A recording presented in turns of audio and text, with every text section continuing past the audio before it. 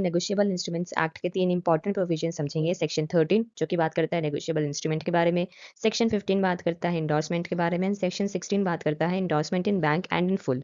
ये concepts exam, viva और practical banking transactions में बहुत इंपॉर्टेंट है, तो चलिए इन तीनों सेक्शंस को समझना शुरू करते हैं।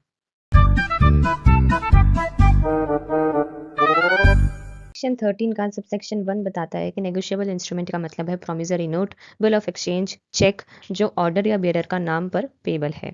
यानी कि ऐसे फाइनेंशियल इंस्ट्रूमेंट जो एक पर्सन से दूसरे पर्सन को ट्रांसफर किया जा सकता है और जिसके थ्रू पेमेंट रिसीव की जा सकती है।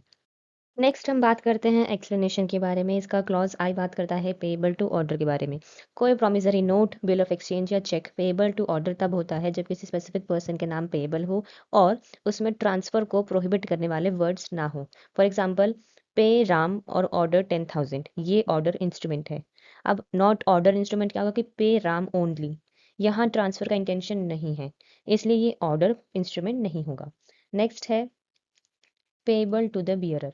अब instrument payable to the bearer तब होता है जब डायरेक्टली बियरर के नाम पेएबल हो या फिर लास्ट एंडोर्समेंट बैंक हो।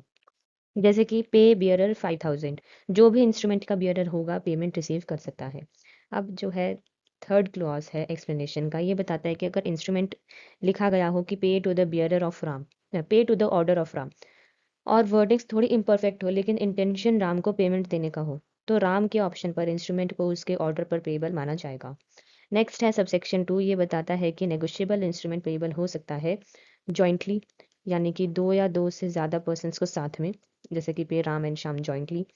ऑल्टरनेटिव फॉर्म, दो पर्सन में से किसी एक को, और है वन और मोर अमंग सेवरल पर्सन्स, कई पर्सन में से किसी एक या कुछ पर्सन्स को, for example pay any one of a, b और सी। नेक्स्ट है सेक्शन 15 जो कि बात करता है इंडोर्समेंट के बारे में। इंडोर्समेंट का मीनिंग है कि जब होल्डर या मेकर किसी नेगोशिएबल इंस्ट्रूमेंट को ट्रांसफर करने के पर्पज से उस पर साइन करता है तो उसे इंडोर्समेंट कहते हैं। साइन किया जा सकता है बैक साइड पर, फ्रंट साइड पर, अटैच्ड स्लिप पर और स्टैम्प्ड पेपर पर जो बाद में इंस्ट्रूमेंट बनने वाला है। इंपॉर्टेंट टर्म्स क्या हैं इसके लिए? इंडोर्सर, यानी कि जो पर्सन इंडोर्समेंट करता है, और इंडोर्सी जिसके फेवर में इंडोर्समेंट किया जाता है। नेक्स्ट है सेक्शन 16 जो कि बात करता है endorsement in bank and in full.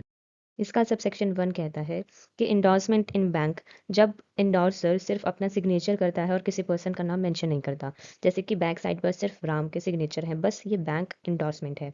Effect क्या होगा कि इंस्ट्रूमेंट बियरर इंस्ट्रूमेंट बन जाता है, जो भी होल्डर होगा पेमेंट क्लेम कर सकता है।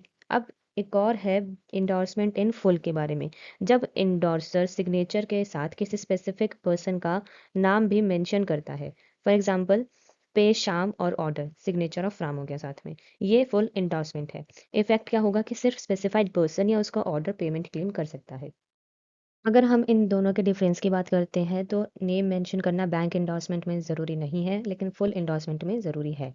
ट्रांसफ़र की बात करते हैं तो बैंक एंडोर्समेंट में ईज़ी है, वेयरएज़ फुल एंडोर्समेंट में ये कंट्रोल्ड है। नेचर जो है इसमें बियरर लाइक है और इसमें ऑर्डर इंस्ट्रूमेंट है। नेक्स्ट है सबसेक्शन 2, ये बताता है कि एक्ट में पेई के लिए जो प्रोविजंस हैं वही नेसेसरी मॉडिफिकेशंस के साथ एंडोर्सी पर भी अप्लाई होंगे। ठीक है। अगर आपको ये वीडियो यूज़फुल लगा हो तो वीडियो को लाइक करें, शेयर करें और चैनल को सब्सक्राइब करें। Thank you.